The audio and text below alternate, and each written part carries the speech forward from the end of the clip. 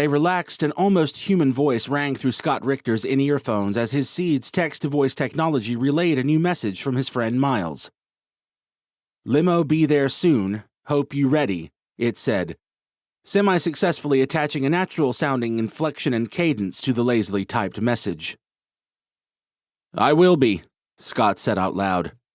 His Seed converted this spoken response to text and sent it to Miles, providing the original sender with a reply in the same format as their first message, as it always did, unless explicitly instructed otherwise.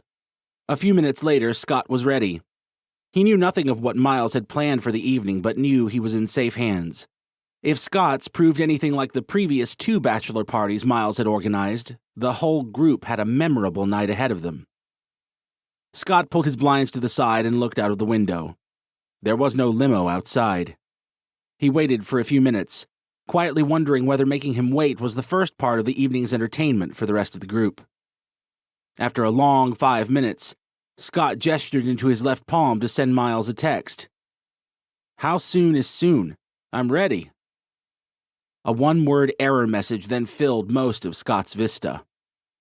Undelivered.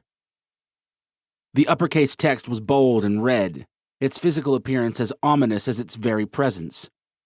Of however many thousand messages Scott had sent through his Forest Profile's fully integrated interface, none had ever been undelivered. Something was wrong. As the unwelcome thought crossed Scott's mind that something might have happened to Miles which rendered him unreachable, something from a very short list of possibilities, none of which bore thinking about, he hurriedly tried to initiate a voice call. Action unavailable. One by one, Scott then tried to call the other guys who were with Miles. For each, the action was unavailable. Scott took a deep breath and attempted to reason with his own fears, the conscious part of his mind insisting that the communications breakdown was almost certainly a problem at his end, and that the limo they were all inside was almost certainly still safely approaching his home. "Full system check," Scott said as calmly as he could. Nothing happened. "I said, full system check." Though there was still no pop-up, this time something did happen. Something worse. Much worse. "You're an interesting man, Scott Richter," an unfamiliar voice said. This puzzling statement sounded so jerky and inelegant that Scott could only assume the voice was deliberately robotic.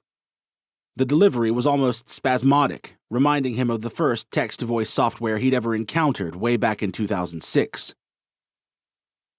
"What the hell is this?" Scott asked, not even sure who or what he was talking to. "Just business," the voice said after a brief 2-second delay. "Nothing personal." "Disable text-to-voice," Scott ordered, speaking to his Seed's voice-controlled preferences menu. "Block all chat requests and messages from unknown senders. Close all open conversations." After another 2 seconds, the robotic voice chuckled fiendishly. "Her. Scott Richter, what gave you the idea that this was a conversation? This is me telling you what you're going to do and you doing it." "Lock down Forest and quarantine all user data," Scott barked, urging his Seed to shut everything down before... Scott didn't even know what he was trying to stop. He just knew that he had to try. "Poor Scott Richter," the voice replied teasingly.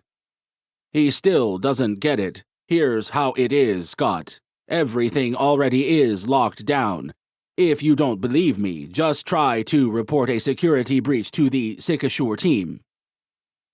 When Scott clicked to open his Seed's main menu, every single option, including Sycamore, was grayed out. "Who are you?" Scott asked, his voice shaking with the painful realization that his entire Sycamore account had somehow been compromised. "We'll get to that," the gloating robotic voice replied after the now customary 2-second delay. "For now, let's take care of that menu screen, why don't we?"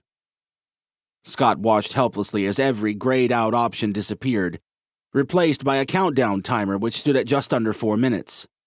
The background, previously a semi-transparent blue wash, then became fully immersive and transformed into a collage of images.